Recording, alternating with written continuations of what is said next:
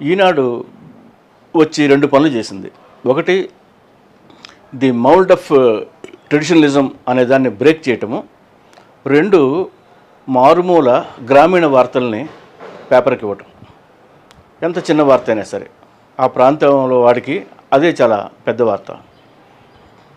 ఒక విశాఖపట్నంలో ఒక మారుమూల జరిగిన, విజయనగరంలో చిన్న యాక్సిడెంట్ జరిగిన ఈనాడు కవర్ చేసేది.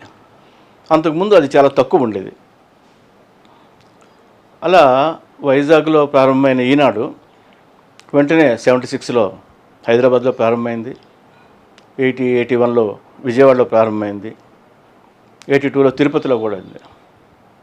అంటే ఒక వైల్డ్ ఫైర్ లాగా ఆయన ఆంధ్రదేశం అంతా గబగబా 4 ఎడిషన్లు ప్రారంభించి ప్రతి ఎడిషను చాలా బాగా వచ్చేలాగా, ప్రతి మారుమూల వార్తని కవర్ చేసేలాగా, చాలా ఇంట్రెస్టింగ్గా ప్రజెంట్ చేసేలాగా